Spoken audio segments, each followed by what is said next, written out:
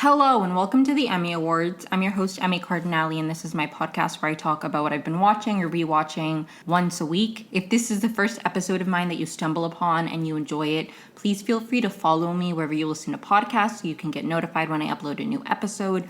My social media is also linked down below. Thanks so much for tuning in. This episode's kind of going to be like a random jumble of my thoughts of some shows I've been watching recently. This episode will probably be going out on Monday. I've been really inconsistent with a release date just because when I'm covering a show week by week, I have like a lot more structure to it. It like when the episode comes out like determines when I record. And since I'm kind of all over the place, I've just been really not consistent about recording. So last week my episode came out on Saturday, and I had intended for this episode to come out over the weekend, but I honestly had a bit of a rough weekend and I fell behind, and this is a hobby, so it should be out Monday. My goal for the podcast is to have episodes every weekend, so either Saturday or Sunday, until I have a show that I'm covering week by week, which will then change the release date. This episode is going to be my thoughts about the Secret Lives of Mormon Wives,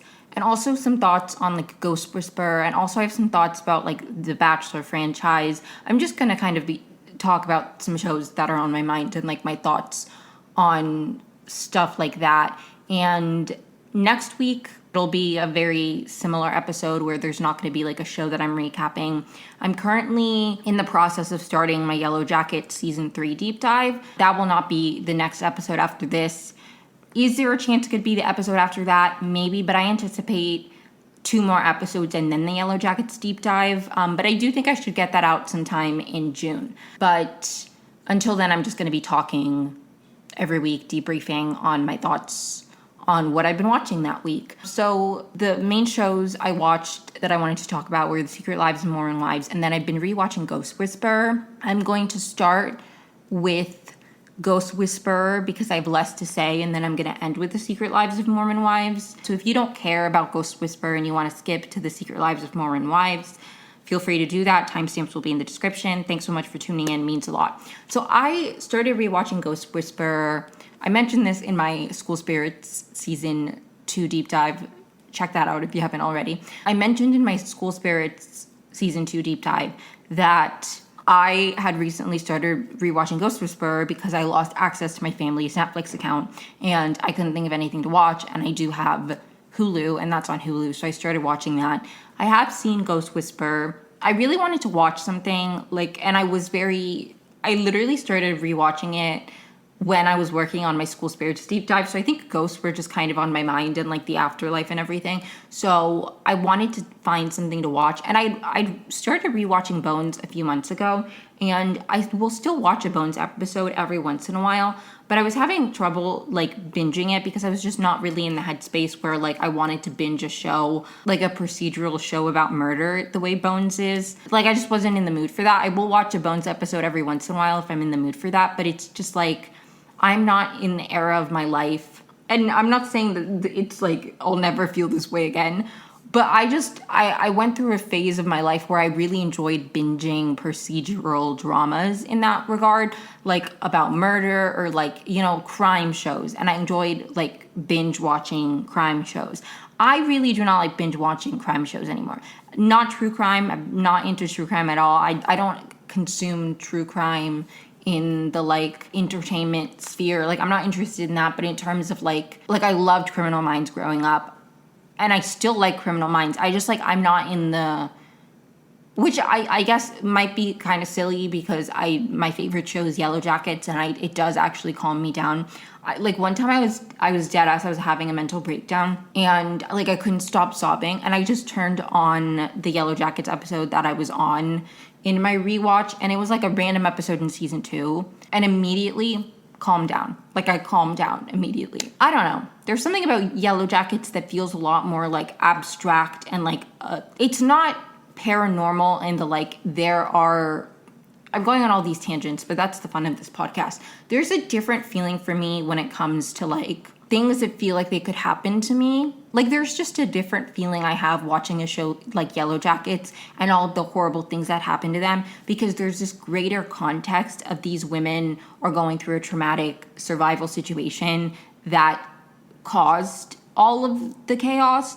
Whereas other shows, like just a Criminal Minds or even a Bones, it's like most of the time regular people get murdered or like experience a crime happen against them. It's not like people in these survival situations who then go through difficult things. Like there's an understanding I had going into Yellow Jacket. Like it just feels a lot less possible, like less likely to happen to me than a crime thing. So crime is just like, I don't know. I get really anxious and spirally if I'm just like binge watching crime shows. Not watching a crime show, because I'm not somebody who will like watch even a couple episodes of like a procedural show like that and then suddenly be like, oh, I'm gonna get murdered. Like I'm not that paranoid, but it just like it genuinely doesn't. Anyways. And there are phases of my life where I am more willing. I've been going through a period of my life where I'm struggling more with anxiety than I am my depression. So it's just like things that could cause me to spiral, I avoid. So I haven't been in the mood. So even though I started rewatching Bones, I haven't like binged it because it became too heavy for me mentally to do that. So I watched a few episodes here and there. So I'm like almost done with season 1, and I started rewatching Bones like early this year. So like that's very slow for me in terms of rewatching a show. I watch shows really quickly. Anyways, all of that to say, I really wanted something to rewatch, but also part of the reason I'm enjoying rewatching Bones in the episodes that I do watch is I don't remember the episodes. Like I hadn't rewatched Bones since I was younger, and I haven't rewatched Ghost Whisperer since I was younger either. So like all of the stories feel new to me, but it's also like not new. Like it's familiar enough that it's not stressing me out when I don't know what's going on, because I do know how like all of the story, like at least the main character, I know how her story ends. It's been really fun, and it's also like less stressful. It's like new enough that I'm enjoying rewatching it, but it's also like old enough that it feels comfortable and familiar to me. And also because of the paranormal aspect of like she talks to ghosts, the thing is it's spooky in certain ways, and obviously it deals with grief a lot because most of the time she's talking to living people who the ghosts are trying to communicate with in order to be able to move to cross over. So like it's not like a super lighthearted show, but it's also like not, it doesn't feel the same as like a crime show. It's a more heartwarming show. Like the best you get on like a crime show is like maybe the person gets justice, and even then that doesn't make me feel good. I like Bones, honestly, in terms of like crime shows because of like the science aspect, and I find it super interesting how each person plays a role in the identifying of the body. Like Angela in Bones, and the way that she draws people's faces based on their skulls, like things like that are just like interesting. Anyways, it's still like somebody dies, and yes, in Ghost Whisperer somebody dies, but it's not like they're being murdered a lot of the time. Like a lot of the times they do have tragic deaths, and it like deals. But there's a really beautiful quote that I think it's in the pilot in the second episode. I don't know. Basically, Ghost Whisperer is about a woman named Melinda, and from the time she was young, she could see ghosts. Her grandma could see ghosts as well, so her grandma kind of taught her about the ghost world and communicating with spirits and helping them cross over. And that's kind of what she does. She like helps them cross over. She also owns an antique shop, which I love. I think that's such a fun detail. And her husband is a paramedic, and there's like a scene in one of the very first episodes.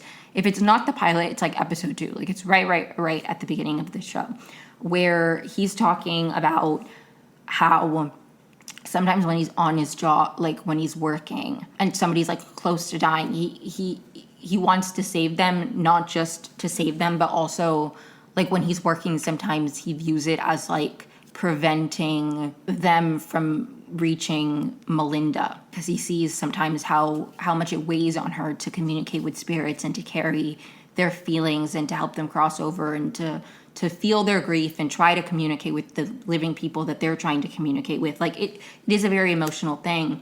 And he said something about how like they're in the death business, and she's like, we're in the life business. Death is just a part of it. Like there's something comforting about Ghost Whisperer in that, like, yes, it's about death and ghosts and everything, but it's very much like peaceful and beautiful, and like people cross over, and it's about grief and closure, and it's just really fun. and I'm really enjoying rewatching it. I like the structure of like every episode. Basically, there's like a main ghost that she's helping cross over in that episode, but then they're like the consistent characters. I'm right at the end of season 1, like the second to last episode, and right now where I am in Ghost Whisperer, there's like something going on with the afterlife, and the ghosts are hard to reach and everything. So I will be honest, I don't remember what the solution for that is. I know there are a few more seasons, so it's like the ghosts come back, because then she has a lot more ghosts that she deals with. I don't know how many seasons there are, actually. Let me check. There are 5 seasons of Ghost Whisperer. Also, the actress, like the main actress, Jennifer Love Hewitt, she was on Criminal Minds, and so was the actress who plays her best friend, at least for season 1. I don't know if she's in all the seasons. Aisha Tyler, she was also on Criminal Minds. I cannot remember if they were on Criminal Minds together. But I love Jennifer Love Hewitt. I've loved her ever since The Ghost Whisperer. Let me see how many seasons she was in. Just the first season. Oh, that's sad. I wonder what happens in season 2. Anyways, I'll find out when I get to season 2. Her Wikipedia just says that she played that character for season 1. So I don't know if that means the character left or if she was recast. But anyways, both of them were on Criminal Minds together, which is fun. Anyways, all that to say, I'm really enjoying Ghost Whisperer. I love Melinda as a character. I really liked, there's a storyline in season 1 where Melinda's mom, it's Melinda's birthday, so her mom is like coming to town, and Melinda really does not like her mom, or maybe not doesn't like her mom, but her mom and her have a strained relationship because her mom really hates the whole ghost thing. She had to deal with it with her mom, and then her daughter could see ghosts. And Melinda always thought like that it skipped a generation, the gift, right? Her grandma could see ghosts. Her mom always acted like she couldn't. And she finds out in this episode that her mom can see and hear the ghost. She just suppresses it. She doesn't use that skill to help people the way that Melinda's grandmother did. Because Melinda's grandmother is dead. That was a really beautiful and sad moment of like her mom, because it's not just like she can see ghosts, it's the fact that she takes this, it's like, it's not just like a skill she has where she sees them and she talks to them, she like helps them. Like that is something that she has taken on, and that means a lot to her and is super important. And there is a moment where she gets into an accident and hits her head, and she like almost dies. Like she sees the light, but then she wakes up, and then she can no longer hear the ghosts, and so she thinks maybe she lost her power. She's really, really sad about it. Like she's really sad about it. The world doesn't feel the same. And then they find out that something weird is going on with the afterlife or whatever, the ghost plane, wherever they are in whatever. I haven't gotten to the point where they figure out what that issue is and if they solve it. So maybe I'll touch on that next week when I get there. But I do know there are a lot more ghosts to come. I also remember in one of the later seasons, there's a character who's like some kind of professor. I'm excited to get to him. He like, his specialty is like the occult or whatever. So they strike up like a friendship. I know there's a lot more to go. So even though I'm almost done with season 1, I'm excited for the other 4 seasons to watch. Again, I've seen most of it, but I've never like watched it from the beginning all the way through, because I've never watched it on a like streaming platform. I would just watch it when it came up on TV. Like that's how I watched Reba, and then I rewatched Reba a couple years ago, not that long ago, but I rewatched Reba recently on streaming. So it's like, you know, when things go to streaming, it's a different experience. And I'm really enjoying binging that because again, it's like dramatic enough. I am somebody who tends to prefer like a 45-minute drama-esque show over like a sitcom-y show. Do I like them sometimes? Yes. Like I loved Reba, but there's something that I'm really enjoying about like rewatching Ghost Whisperer. I think the hard thing for me is sometimes when I'm watching a show and if the episode's like 30 minutes long, it doesn't feel like satisfying, and then I have to watch another one, and then a lot of the times like I end up watching more because the episodes are shorter, whereas like with Ghost Whisperer, I'll watch like one episode, maybe a second, and then I'm like good for the night. Like I'm tapped out. I don't need to keep watching more and more and more, so I consume it at a much more enjoyable pace. But anyways, that was a lot of like ranting and being all over the place to talk about Ghost Whisperer, so I'm sorry if that made absolutely no sense, but I'm really enjoying Ghost Whisperer. I think Melinda's my favorite character, but I feel like that's kind of a cop-out. But I loved Jennifer Love Hewitt so much that I watched a show she was in called The Client List about, she was a masseuse who worked at a massage parlor where they gave happy endings. Like, that's the whole premise of the show. And I watched all of that show because of how much I loved Jennifer Love Hewitt. I was also like a teenager. Like, why was I watching that show as a teenager? It wasn't explicit or anything. Like, they never showed the happy endings. It was just constantly, like, it was implied. And also, funny enough, the first time I ever saw Laura Lee from Vanderpump Rules, who she was on We're the Millers, but I knew her from The Client List. Like, the first time when I started watching Vanderpump Rules in 2023, I was like, oh, I know her from The Client List. Like, that's when I knew her. She was in We're the Millers, apparently, but I only knew her from The Client List. She also was a masseuse who gave happy endings on that show, because that most of the characters were. There's also one of the episodes of Ghost Whisperer. They're at like a carnival. There's like a psychic, and that psychic is played by one of like the main girls in The Client List. I was like, oh my God, crossover. Like, she in The Client List is like a former masseuse colleague of Jennifer Love Hewitt's character, who like runs into her and she's like, oh, I'm working at this new massage parlor. She's driving a really cool car and she's like, oh my God, how do you drive that car? And she's like, oh, it's the place I work at. Like, we make great money. I'll totally recommend you. And then she starts working and like a guy is like expecting a happy ending and she's like, that's not the kind of masseuse I am. And then her friend is like, I thought that you would figure that out. Like, who's gonna drive a car this nice just being a regular old Anyways, that character, that actress was in an episode of Ghost Whisperer, which I thought was funny. I really liked the episode of Melinda's birthday. There's an episode where a boy who found out he was adopted shortly before he died is trying to find his birth mother. That one was really sad because he was 17. He found out he was adopted.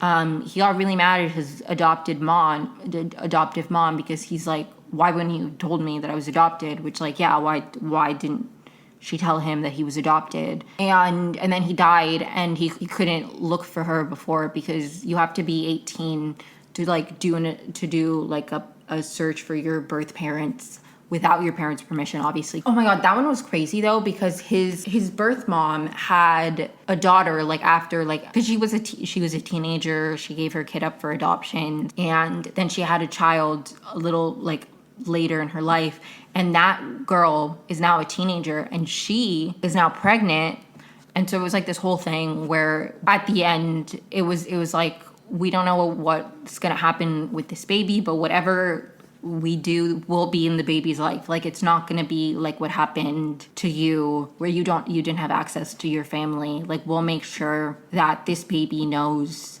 us and knows you, who knows of you because he's dead. But that was really beautiful. I liked that episode. It's a great show. I really do recommend it. I'm excited for it to continue. I love the another episode I really loved was she's at they go to a comedy club, and the comedy club is shutting down. So because they work at an antique shop, the comedy club is like everything in her place is given to them to sell and everything. And then there's like a comedian who died who she helps cross over. I really liked that episode too. I liked the carnival episode. I think those really stand out to me. The ones where she's like at a place and then it's not just like the people come to her in the town. They're all really good episodes though. Like, I really like Ghost Whisperer. 10 out of 10 recommend. Okay, the next show I'm going to talk about is The Secret Lives of Mormon Wives. I did watch season 1 whenever that came out. I cannot remember for the life of me. And I liked it. I liked The Secret Lives of Mormon Wives. Now, before I talk about this show, I would like to say that when I talk about rooting for people or who I like and who I don't like, that is just in the context of them on the show. I am not a stan of any of these women because I'm 99% sure that I don't align politically with literally a single one. And while I find Mormons to be a very interesting group of people, I do enjoy learning about their lore. I do not find it to be a group that I have much in common with or much understanding of. Like, we're very different people. So if I'm saying something like, I feel positively about a certain person, I'm not endorsing them, okay? I'm not even following any of these women on social media. So, like, I'm only talking about them in the context of their storylines on the show and what I think about their dynamics in the context of the show. So I would like to clarify that because I'm not trying to be like a stan of any of these people because I don't stan any of them, to be clear. The first thing I want to talk about with the Secret Lives of Mormon Wives is Jen Affleck and her whole relationship. So I, like everybody in season 1, did not like her husband. I still don't really like her husband at all. And it was really confounding. That's not the right word. Confusing, astounding, befuddling to me that the other women just so quickly believed Zach over Jen. I am not saying that Jen is in an abusive relationship, is in a toxic relationship. I'm not here to define, like, I'm not here to comment on anybody's relationship based on a television show because I do not know these people and I don't like the idea of like dogpiling on a relationship. Obviously there are exceptions. Like, I don't think Taylor and Dakota should be together, and I feel very like there's nothing like, I don't know. Jen and Zach, to me, would I, if she was my friend, suggest they be together? No. Do I want to like make a prescriptive? Anyways, I hate, and I know it's kind of confusing because I watch and I comment and I talk a lot about reality TV. So like it seems a little bit confusing, but a big part of me does hate to like make these sweeping statements about people's relationships or people's character based off of who they are on TV because it's like I don't truly know them. So I always like to have that kind of disclaimer. And I like don't want to tell people that they shouldn't be together. But if Jen was a friend of mine and I experienced everything she was telling me that she told them in season 1, and then her partner tells me none of that's true. And then like the fact that they jumped to Jen's a liar, this is a pattern that Jen's a liar and she's making him look bad. I don't like that. I don't like that because it's like a weird negative intent that they're assuming Jen has of like, you lied to us because you wanted to make him look bad. Like, for what reason? What reason? Like, to me, I don't understand the motive. It would make more sense for a man who got a lot of hate for his bad behavior to check in with his wife and kind of be like, okay, this is not the story we're telling. I never did that. We're going to tell people we never, it makes more sense for Zach to now be lying and denying the things that he did wrong than it would make sense for Jen to have just made that up to smear him. For what reason? For what reason? It's not even like she was like actively leaving him. She like didn't want to leave him. And then what? She was also talking bad about him? For what? For what? Like, you just think she's some kind of pathological liar who like wanted to make the father of her children look bad while also like trying to defend him and be like, no, I want to be with him. I love him. Am I the only one who doesn't like think that makes any sense? And then they bring up the like Ben Affleck thing as if that's like another proof of like how big of a liar she is, and like Zach's denying it. I don't understand how you were on her side last season and you were like, Zach is controlling. But then you're taking Zach's word for it. If you think that Zach has a penchant for being controlling, maybe that's not the right word. I'm trying so hard to use big words and I'm like, that's not what that means. If you think he has a tendency to be controlling, to influence the way Jen acts or the way she feels about certain things. Like, if you recognize that, if you can look at the Chippendales thing, if you can look at other things and be like, okay, Zach clearly can sometimes be controlling, would you not think maybe he's being controlling now? Maybe he's controlling the narrative. Jen was like distraught the entire season. Like, she was miserable. And you just think, what? Like, she lied. She put herself in this position. She made her husband seem like a horrible man.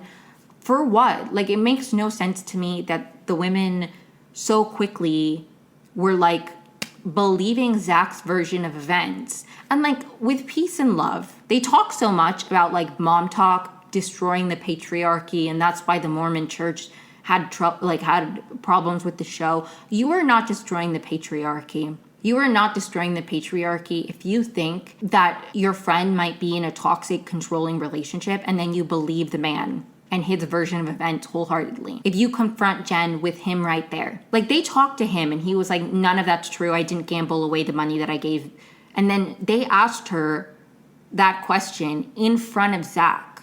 He just denied it. Do you think she's going to be like, no, yeah, like it makes no sense to me. And she was like distraught. She was pregnant. She was sick. Like I felt really bad for Jen this season. I just did. I don't know what you think somebody gets out of lying about something like that, especially because, again, it's not like she was like, and I don't even believe this is something that people on the whole do, but maybe there's a world where you're broke, you break up with somebody, right?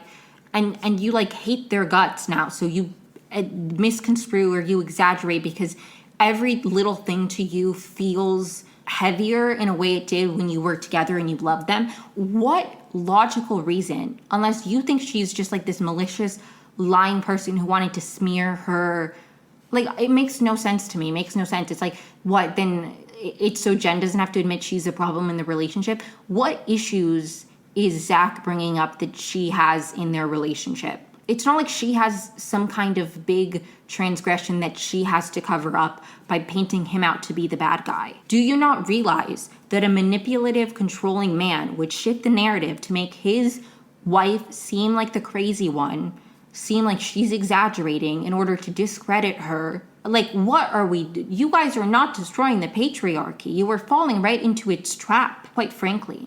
The whole Jen saga really bothered me because it's like, what if she did? It's not even like she's a distant cousin of Ben Affleck. She's like, oh, I was told this from the time I got married. And then Zach is like, I never said that to you. I never said that. Like, you guys are genuinely taking Zach at his word that she just made this up and she's crazy. And she like, when you saw the way he treated her last season, he's not a reliable source. I'm sorry, he's not. I mean, I wouldn't believe him anyway, even if he hadn't been controlling, because that feels really like gaslighty and manipulative. How difficult would it have been for him to be like, yeah, we said that because like we thought it's true, but like we don't actually know. Like it's possible, but it's not.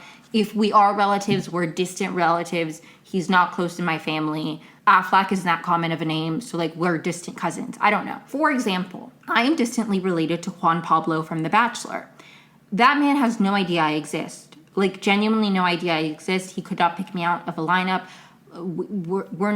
We're distant cousins.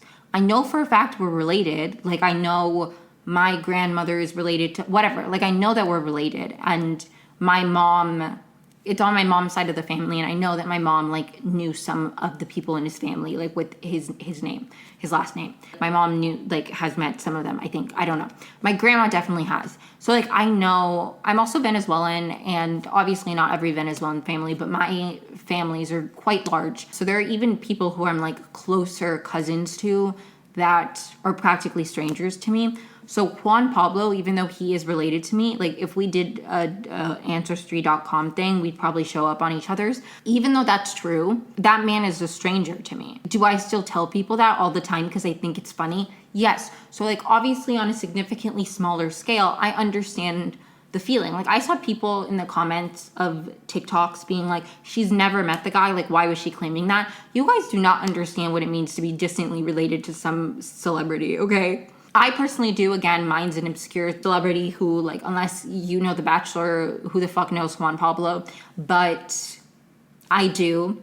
Again, not personally, but I know of Juan Pablo. So, like, I understand Jen in that regard. It's like, she wasn't saying that we're, like, super close family. She's saying, yeah, he's distantly related to the Afflecks. That's something that I was told. Just like if somebody married me, I talk about reality TV. Say I was in the reality TV sphere beyond this podcast. Like I became a more prominent reality TV influencer, whatever.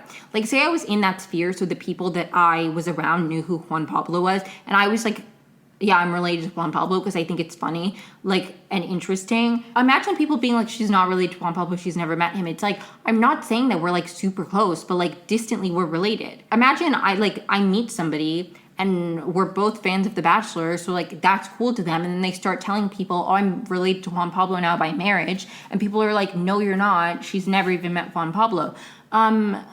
She never claimed that they were like besties or super close. She's always said we're distant relatives, okay? Like, I don't think she's a liar in that regard, okay? Maybe I'm crazy. Maybe I'm not. That's just my opinion, okay? What else do I want to talk about? Okay. The Taylor Frankie Paul of it all. I didn't mean to rhyme there, but I just did.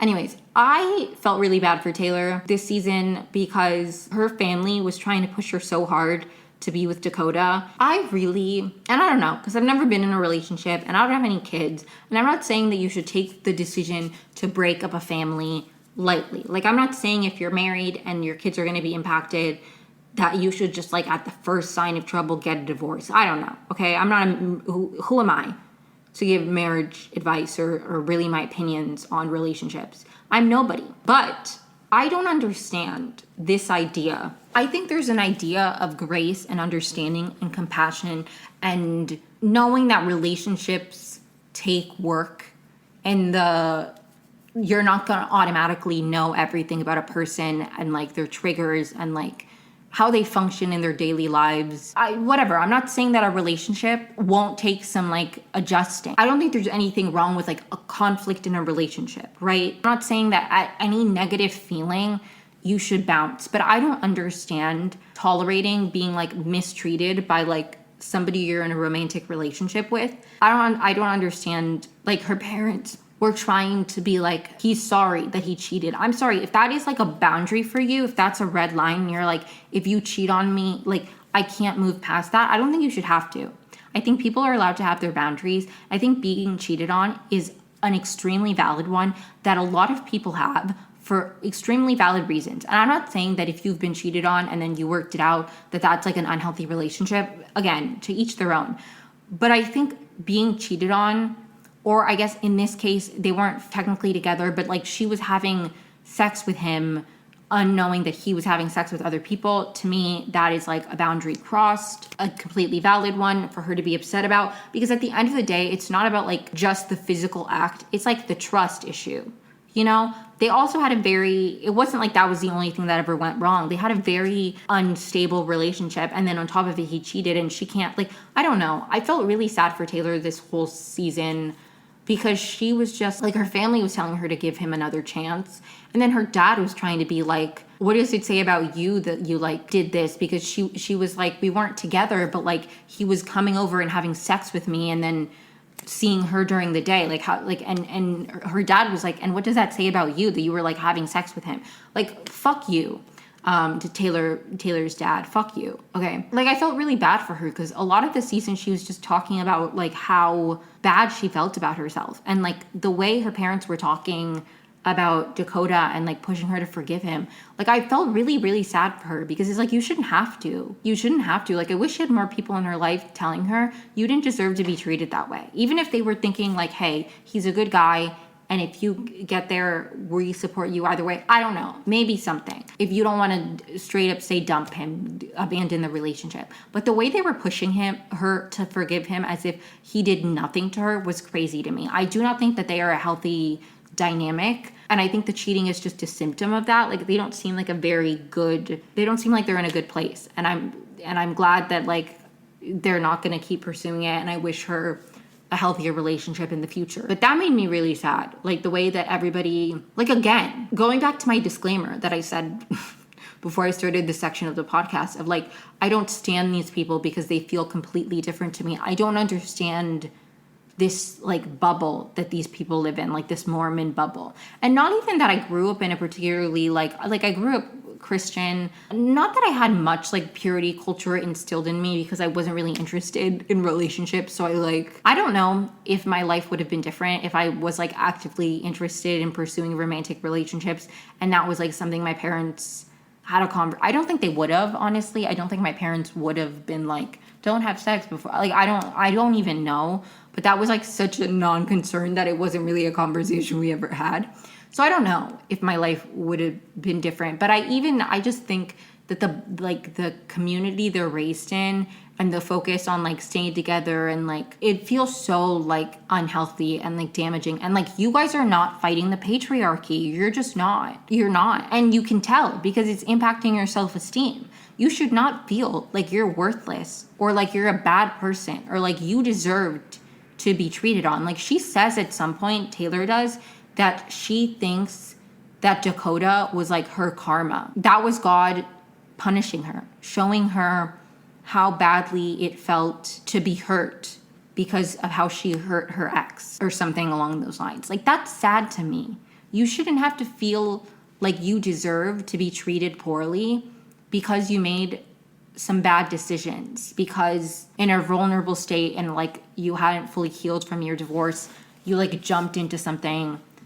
Like, you didn't deserve to be treated poorly because, I mean, you didn't deserve to be treated poorly. It just makes me sad. It makes me sad. It's like you guys have not broken the patriarchy if you still feel like this much guilt and shame around sex, around somehow deserving bad treatment, as if you can like be a good person out of, if you are, as a friend, believing your friend's controlling, manipulative husband immediately instead of being skeptical of his story and immediately questioning hers. Like, you guys are not breaking the patriarchy. You're not. And I don't know, maybe there's something to be said about like, can you really break the patriarchy if you're like Mormon? I don't know. Seems unlikely. But another thing I want to talk about, Layla and her boyfriend. I know that they have since broken up, and I feel kind of bad for Layla. Everything I've seen her talk about in her, like in podcasts and everything, about like the way, like the reason he broke up with her, is it made me sad for her, because basically she said that like going to church was super important, so she would go to church with him, but then behind closed doors,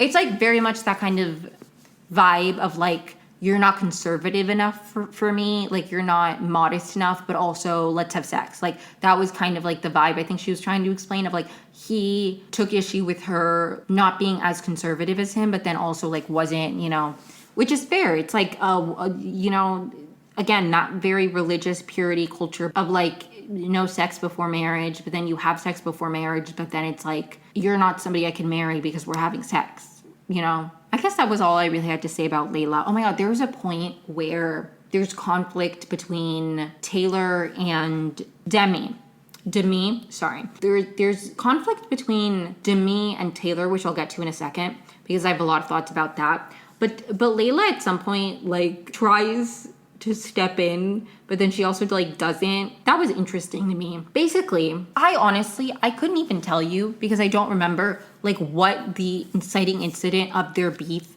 seemingly was. But Demi had a moment where she was like, I am no longer, like, Taylor's the toxic one. I don't want her in Mom Talk. Which, a big question I have, what is Mom Talk? Like, I know Mom Talk was like their group. They made TikToks together.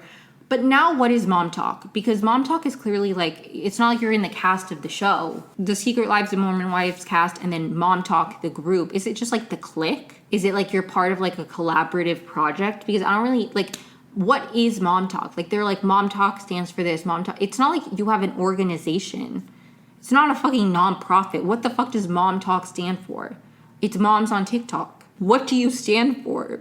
How is somebody in Mom Talk, out of Mom Talk? They're like a council at some point, because there's a new girl this season who was involved in the swinging scandal that Taylor Frankie Paul was in. She's in this season, and at some point I think somebody, or no wait, maybe it was Whitney at some point is like, should we have a vote on if I should be initiated? And in confessional she's like, I was kidding. But they do vote on whether they should welcome her back or whatever. Anyways, so it's interesting. But like, there's a point where Demi decides that Taylor is toxic and not deserving to be in the group. And it's genuinely crazy. Like, I'm sorry, it's genuinely crazy. Because it's like, who died and made you king, first of all? Also, what did Taylor do that warranted you deciding unilaterally that nobody in the group was allowed to be friends with her? Because she was that bad of a person. Like, who died and made you queen of Mom Talk? Like, who made you the queen of Mom Talk? Why do you get to be like, if she's in Mom Talk, I'm not? That's weird. That's weird. I always think about, in the first episode of the Frenemies podcast, Trisha Paytas said, we're like The View. I'm Elizabeth Hasselbeck and you're Joy Behar.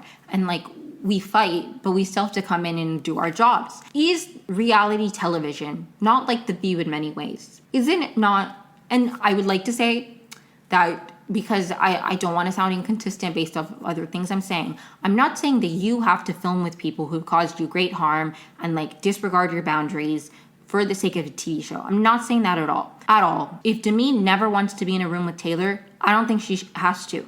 I take issue with the, like, she's not in the group anymore. Like, why do you get to decide that? That's weird to me, you know? Because I started saying that, and then I was like, I feel like maybe that sounds inconsistent, because in the past I've talked about in Vanderpump Rules, I think Ariana was completely, like, valid in her boundaries, and the fact that people kept pushing and pushing and pushing her to move her boundaries was annoying to me, because I don't think reality TV contestants should suffer for our entertainment, and I stand by that. I don't want somebody to be miserable making a TV show. I don't think that makes it more entertaining. I guess more so my argument is it's less about, like, me saying that Demi should just suck it up and be around people, like somebody who she really doesn't like or makes her uncomfortable or X, Y, and Z, right? I'm not saying that, like, that's her job, she should film. I'm saying that you can disagree with somebody, you can, like, not really like them, and that doesn't mean that you have to write them off and then, like, decide to exile them from this social group that you are in. Like, that's my point. I think in situations like the Ariana Tom Sandoval thing, he caused her great harm and then never apologized. And then he was shoved in her face over and over and over again. And she was very clear, I'm not talking to him. And instead of her friends being like, okay, cool, that's fine, they kept being like, why don't you talk to him? Like, that's not what I'm talking about. If Demi was like, I don't want to be friends with her, and her friends had, and maybe I'm missing some context, okay? Maybe either I forgot it, or maybe there's something deeper there that I don't understand about the mom talk lore. But the Demi-Taylor beef seems to have come out of truly, like, nowhere. Like, it feels like Demi just decided that Taylor was not a good person. And because she feels like Taylor's not a good person, that means nobody in this group can like her. And that doesn't make sense to me. And that is what I was trying to talk about with The View, where I'm like, you guys can dislike each other, but then still be cordial and still, like, film a show. You don't have to exile each other. It's not like somebody did something heinous that, like, personally betrayed you. Anyways, Taylor reveals also that Demi said something negative about Jessie, who was supposedly her best friend, about her business, like her hairstyle business. So obviously then Jessie starts feeling really bad. But it's, like, really crazy because Demi is, like, basically decided that they're gonna, like, exile Taylor, and the rest of them are like, why would we exile Taylor? Like, this is a little bit, like, again, it's not like they're like, okay, yeah, Taylor did something wrong, and we're, like, it was crazy. It was crazy. I felt like it was crazy. Maybe that's just me, but I felt like it was crazy. Wait, okay, I remember now. Okay, this is so stupid. I'm sorry. I'm so sorry that I'm jumping all over the place. I didn't take notes. Like, I didn't take a single note when I was watching the show. So this is purely just my recollection. I finished the entire season, like, 5 days ago, maybe a week ago. So I honestly forgot the origin of this. But basically, and I don't think this was, like, Demi already didn't like Taylor. It wasn't like this was, like, the only thing. But basically, Taylor Frankie Paul got invited to the CMAs, and she posted about it on social media because she's an influencer. And none of her Mom Talk co-workers, if you will, commented on the post. And she made a shady Instagram being like, nobody's commenting on my post. And Demi was like, okay, that's it. She's out of the group. This is unacceptable. The other women came around because she was able to be like, you know what? I didn't realize that people would send you guys hate. That's not what I meant. And she apologized. She apologized because she was like, I was hurt and that upset me. And I do feel like I'm valid to be upset because, like, we are influencers. Other people notice. Like, it does feel a little bit shady if that's our job, that you can't comment a nice thing on a very big deal of mine. Like, she wasn't backing down on her feelings, but she did apologize for the impact that her Instagram story had, because she was like, I didn't anticipate people sending you droves of hate, and I don't want that. So she apologized for that, and most of the other women were like, okay, cool, and they moved forward, and that was it. But Demi was like, she's a bad person, she's toxic, everywhere she goes, issues arise, and it's like, I'm sorry, what are you talking about? Like, that's my issue. It's not like somebody did something truly heinous to you and then, like, never apologized and twisted it to make it. Because the Tom Sandoval Ariana cheating scandal, if you were not there, because I'm like, I started saying that and then I was like, I feel like maybe I'm being a little bit inconsistent because I've talked in the past about how I think reality TV stars, like, I don't really believe in this, like, it's your job mentality. But obviously everything's a case-by-case basis. And in that situation, the Tom and Ariana situation, he, like, betrayed her deeply cheated on her with like one of her best friends while she was grieving her dog and her grandmother. And then constantly, instead of just being like that was a horrible thing to do, was like basically implying that she made him cheat on her. And then he wouldn't move out of her house. She wanted to sell the house and he was like, I'm not selling the house. But he also wouldn't buy her out of the house. Like all of these continuous things that like it's not the same as somebody making a shady Instagram post. And I'm not that other people are comparing it, but I just want to clarify for my own consistency, because I don't want to feel like I'm sounding inconsistent. And again, I don't think Demi should ever have to film with Taylor if she genuinely thinks she's the spawn of Satan. It felt very much like I don't like Taylor, so you guys can't like Taylor either. And it's like, for what reason?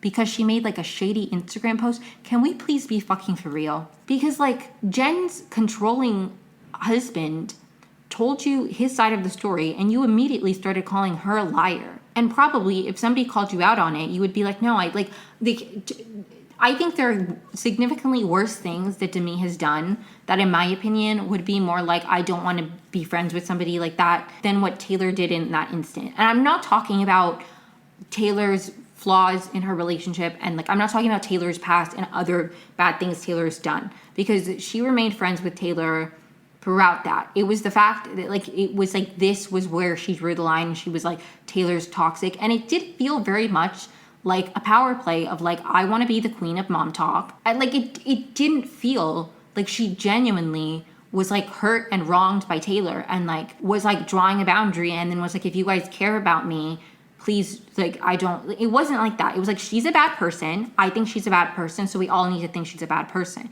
in a very, very odd way, in a way that I quite frankly really hated. And that's just my opinion. Another thing that I want to talk about very briefly is the pregnancy roulette thing. What the fuck was that about? I saw people being like, Layla's so sick and twisted for this. I'm like, guys, is this your first rodeo?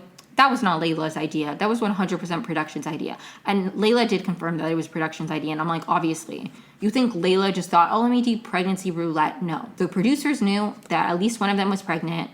Maybe they knew that both of them were pregnant, because they knew Macy was pregnant, because in the show, we had found out, like, Macy had been like, I'm pregnant. She did IVF, and she was like, I'm pregnant, but I'm going to wait to tell people. So we, the audience, knew that she was pregnant, but she hadn't told the women on the show yet. So they knew that Macy was pregnant. I don't know. I don't think that they had told us that Michaela was pregnant. If they did, I did not remember that. And obviously Jen's pregnant, but she wasn't on this trip. But we knew that Macy was pregnant. So we knew that there was at least one pregnancy test. And I was like, okay, they're doing this. The fact that two of them were pregnant was crazy. But it was really heartbreaking. Like, this is sick and twisted to do in a group where somebody's struggling with fertility. Like, sick and twisted. They did pregnancy roulette and she saw a positive test and she started crying. And then the girls who were pregnant felt guilty because they were like, what am I going to do? Like, say, hi, I'm pregnant now, when she's sobbing because she, like, wishes that was her, but it's not. Like, what do you mean? That was so sick and twisted. I am really happy for the two besties because they're, like, best friends. Michaela and Macy, who are pregnant together, and they're both having girls. I think I saw their pregnancy announcement on my TikTok FYP.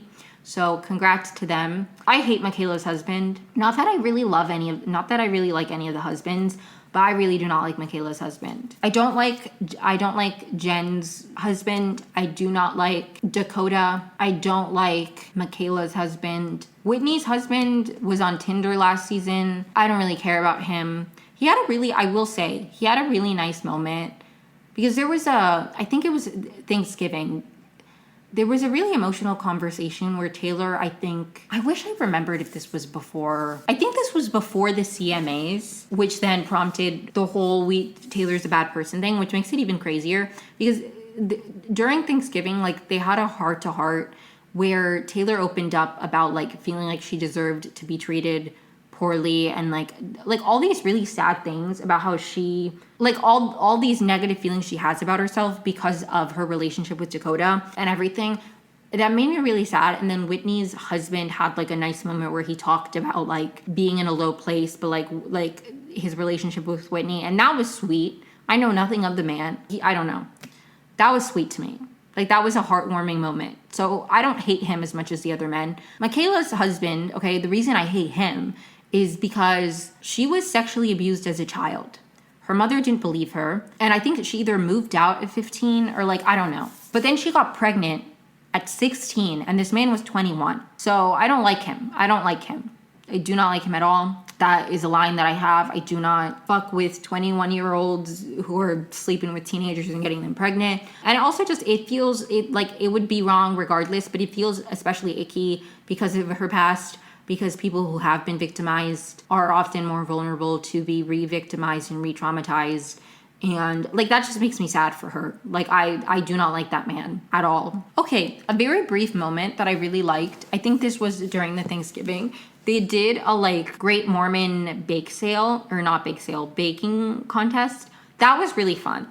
I really enjoyed that. The Mormon themed cakes and stuff. That was fun to me. It was. Going into a season 3, if they get picked up, I want to see, I don't know what I want to see. I really, if they were fictional characters, I'd be I want Jen to get a divorce. But I don't like wishing divorce on real life couples. I mean, if people get divorced and it's better for them, wish them the best. But I feel like I'm a stranger on the internet. I shouldn't be telling somebody that they should get a divorce because I'm sure she hears that all the time. But I do just genuinely hope that that man is a little bit nicer. Oh, wait, okay. I wanted to say something about the Halloween party because that episode was crazy, okay? So first, I think Jen's friends, I don't really think that they ever believed that Jen was in a toxic relationship.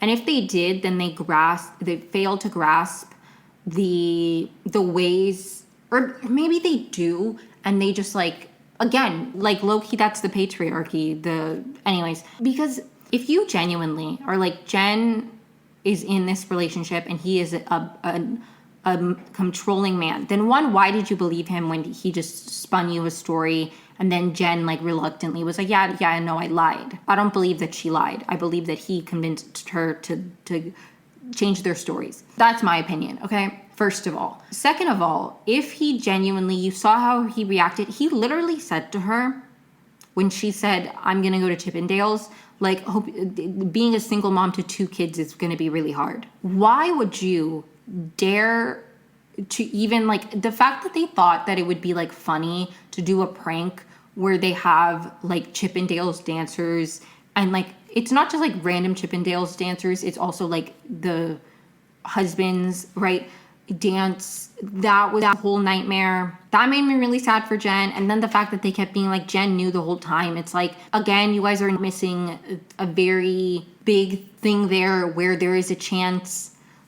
Jen seems like a people pleaser to me. And I really think that there is a world where she doesn't think he's going to react that way, or after the fact, she's yeah, no, I wasn't okay with that, because if she said that it would make him more angry. And I don't know, there's a level of that they're not grasping or having compassion for the situation she's in, of it's not that easy if you're not in a healthy relationship to actually communicate with your spouse, or maybe even feel safe to say yes to things because you think it's not going to be a big deal, and then you don't realize how big of a deal it's going to be because to you it's not anything sexual, or but then your husband views it as so then it really bothered me, the whole thing. And then this is where it started really bothering me, because some guy who was involved in the swinging scandal, because basically the new girl from this season, her ex, it was them and then it was Taylor and her ex, they all swung together,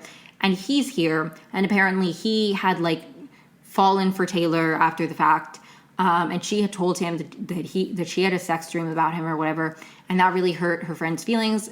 Whatever, that's super not relevant. But that guy was at the Halloween party, and he and Dakota were bonding over Taylor and talking about her. And she's what are you saying about me? And she got upset. And anyways, at some point he taps Demi, literally barely touches her, and she goes and tells her husband, he just laid his hands on me. Now, did he technically touch her and make contact with her person? Yes. Do I think it's appropriate to go tell your angry husband, who you know will defend you at all, who will spring into action to then go defend your honor, that he put his hands on you, quote unquote? No, I think that's quite irresponsible, because I think that implies that he pushed you, that he did something aggressive, and while you have the right to not want anybody to touch you physically of the opposite gender, like, you know, there are people who for religious reasons don't touch people of the opposite gender at all, like not even like a hug, even like you can't shake hands, whatever. I'm not trying to disrespect people's boundaries. You have the right to not want people to touch you. I think you could have been like, hey, please don't touch me. I don't appreciate that. I don't like being touched. Not to frame it as if he put his hands on you in, you know what I mean? That feels a little bit dangerous to misconstrue. And also feels a little bit frustrating that you would then like say that he put his hands on you, but then you completely discredit Jen because she's a quote unquote liar without thinking that maybe that man is controlling or like she's scared to say certain things because of the tension. I don't know. Am I crazy to think that that's kind of weird? And again, it feels very much like you have not destroyed the patriarchy. You're still very much buying into the patriarchy, that you take a man's word over your friends, and that you send your husband in to defend your honor at like a minor thing, where if you were not thinking so patriarchy brained of like, I'm a woman, this man touched me, my husband needs to defend my honor, if you were just thinking like a human being, you weren't patriarchy brained, right? You would go up to him and be like, hey, please don't tap me like that. I don't appreciate that. Have a conversation with him one-on-one. Resolve it calmly. Don't escalate things for it to be like some kind of fight where like, what, your husband would punch him in your defense maybe? Like that, again, you have not deconstructed the patriarchy. You are in the patriarchy. The patriarchy is very, very present and centering your life, okay? You're not destroying the patriarchy. Thank you. I was going to talk about The Bachelor if I needed to fill space, but I don't have anything. Like I'm all tapped out. I've been recording for a hot minute, and I don't have anything that I really want to say about The Bachelor in depth. I guess there's like a lot of like up in the air about like the future of The Bachelor.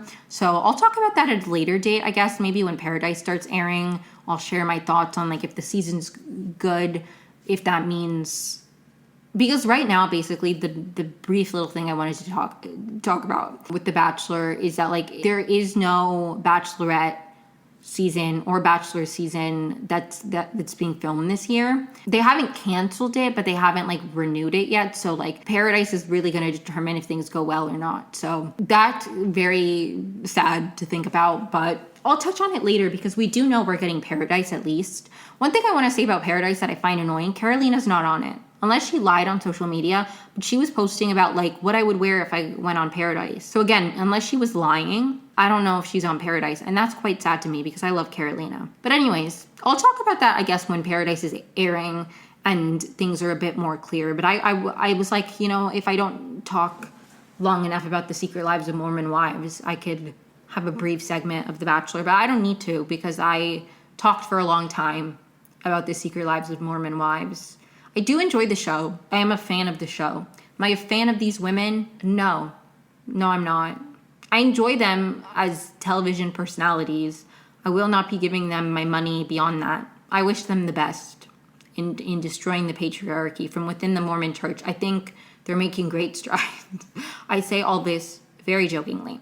If you enjoyed this episode, please feel free to follow me wherever you listen to podcasts so you can get notified when I upload a new episode. Subscribe if you're listening to this on YouTube. If you have any suggestions for shows that you would like me to watch and cover or share my thoughts on, because maybe I've already watched it, but I just never shared my thoughts on it, please feel free to comment down below or message request me on social media. I do check my message requests every once in a while. But yeah, any feedback, comments, concerns, it's always great to hear. Thanks so much for tuning in. Have a great week.